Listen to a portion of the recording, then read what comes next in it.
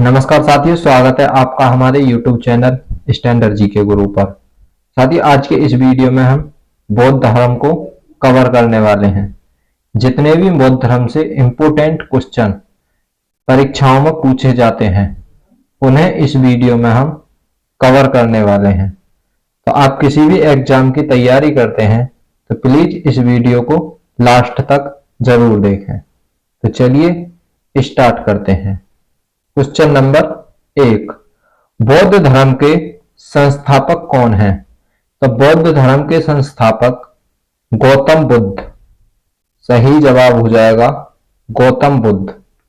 अगला क्वेश्चन है, गौतम बुद्ध का जन्म कब हुआ था? तो गौतम बुद्ध का जन्म 563 ईसा पूर्व हुआ था।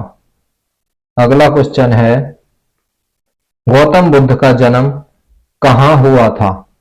तो गौतम बुद्ध का जो जन्म हुआ था नेपाल के कपिलवस्तु में हुआ था। तो नेपाल के कपिलवस्तु लुम्बिनी नामक ग्राम में। अगला क्वेश्चन है, गौतम बुद्ध के पिता का क्या नाम था? तो गौतम बुद्ध के जो पिता थे उनका नाम शुद्धोधन था। शुद्धोधन। सही जवाब हो जाएगा सी ऑप्शन, बिल्कुल सही हो जाएगा। अगला क्वेश्चन है, गौतम बुद्ध की माता का नाम था? तो गौतम बुद्ध की जो माता थी उनका क्या नाम था? तो गौतम बुद्ध की माता का नाम था महामाया। तो बी ऑप्शन बिल्कुल सही हो जाएगी। जो गौतम बुद्ध की सगी माता थी उनका नाम महामाया। अगला क्वेश्चन है, तो गौतम बुद्ध की सौतेली माँ का क्या नाम था? तो गौतम बुद्ध की जो सौतेली माँ थी उनका नाम था प्रजापति गौतमी, जिन्होंने गौतम बुद्ध का पालन पोषण किया था। प्रजापति गौतमी। अगला क्वेश्चन है, गौतम बुद्ध का वास्तविक नाम क्या था?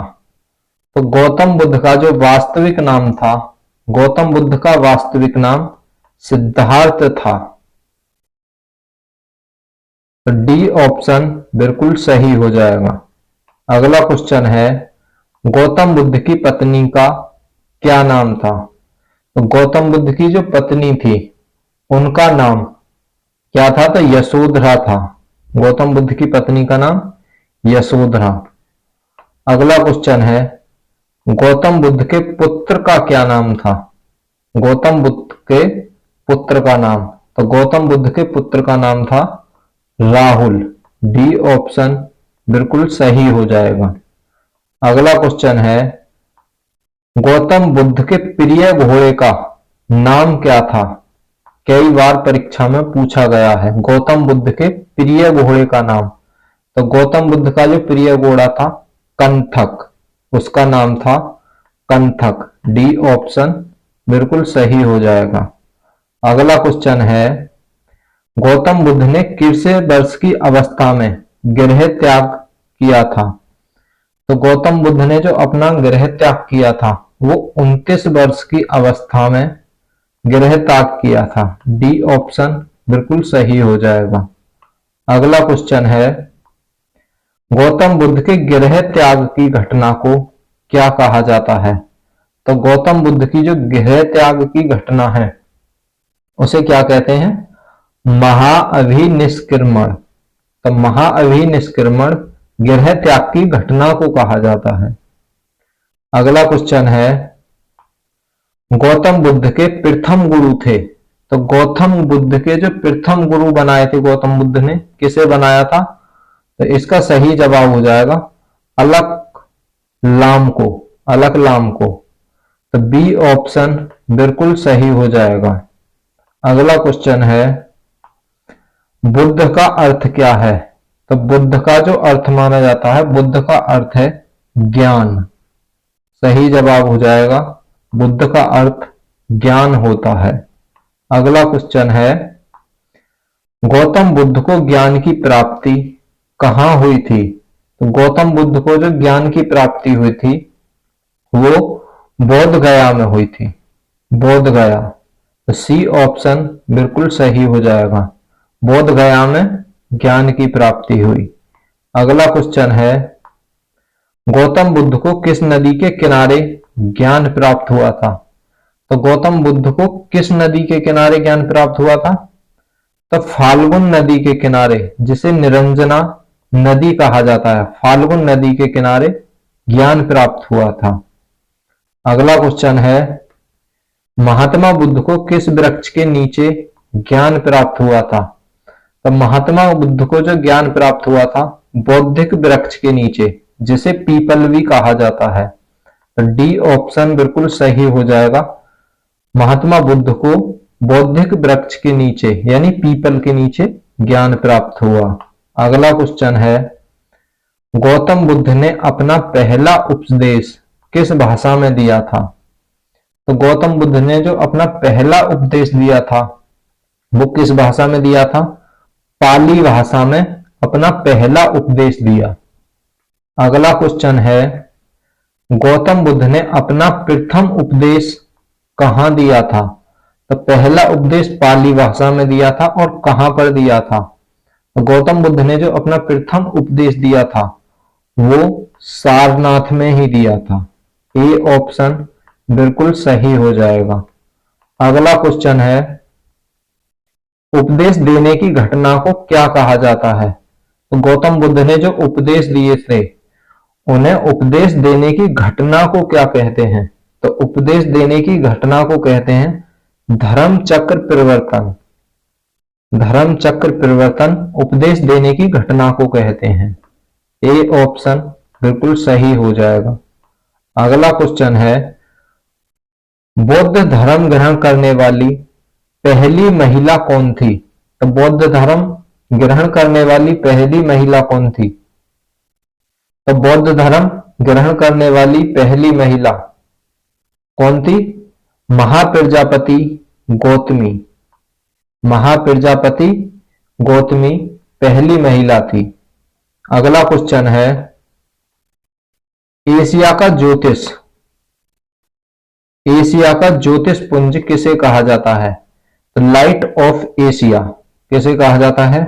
गौतम बुद्ध को लाइट ऑफ एशिया यानी एशिया का ज्योति पुंज कहा जाता है। ए ऑप्शन बिल्कुल सही हो जाएगा।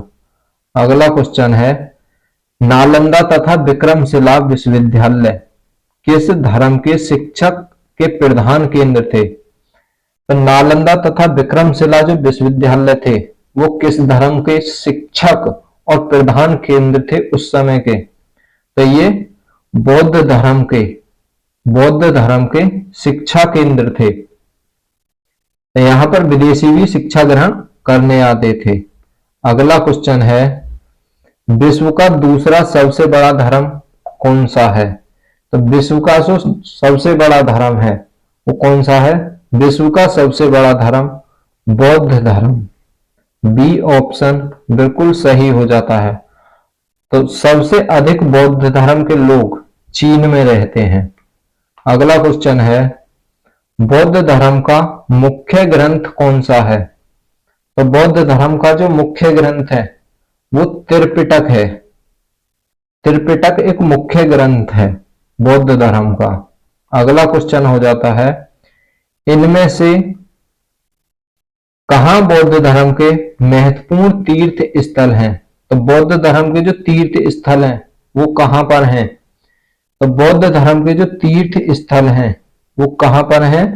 दीक्षा भूमि में बौद्ध धर्म के तीर्थ स्थल हैं। दीक्षा भूमि और कर्म भूमि भीमराव अंबेडकर की जन्मभूमि।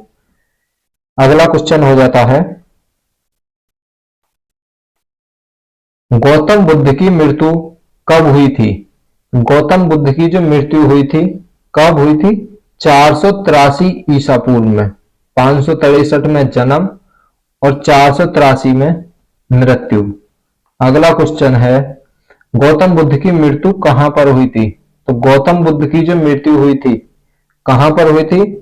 गौतम बुद्ध की मृत्यु हुई थी कुशीनगर यानी देवरिया उत्तर प्रदेश में। बी ऑप्शन बिल्कुल सही हो जाएगा, कुशीनगर देवरिया उत्तर प्रदेश। अगला क्वेश्चन है, महात्मा बुद्ध के शरीर त्याग को बौद्ध ग्रंथों में क्या कहा जाता है? तो महात्मा बुद्ध के शरीर त्याग को बौद्ध धर्म में क्या कहते हैं? तो बौद्ध धर्म को में शरीर त्याग को कहते हैं महापरिनिष्क्रमण। महापरिनिष्क्रमण। महात्मा बुद्ध के शरीर त्याग को बौद्ध ग्रंथों में महापरिनिष्क्रमण कहा जाता है। अगला क्वेश्चन है, कौन सी बौद्ध रचना गीता के समान पवित्र मानी जाती है? तो जो हिंदू धर्म की गीता है उसके समान बौद्ध धर्म की एक पवित्र ग्रंथ है, तो कौन सा ग्रंथ है वो? तो वो ग्रंथ माना जाता है धम्मपद। धम्मपद को गीता के समान पवित्र माना जाता है। तो सी ऑप्शन बिल्कुल सही हो जाएगा। अगला क्वेश्चन है, गौतम बुद्ध द्वारा भिक्षुणी संघ की स्थापना कहाँ की गई थी? गौतम बुद्ध द्वारा जो भिक्षुणी संघ की स्थापना करी गई थी वो वैशाली में करी गई थी। भिक्षुणी संघ की स्थापना वैशाली में। अगला क्वेश्चन हो जाता है, प्रथम बौद्धिक संगति कहाँ हुई थी? तो प्रथम जो बौद्ध संगति कहां पर हुई थी? प्रथम बौद्ध संगति राजगृह में हुई थी। कहां पर?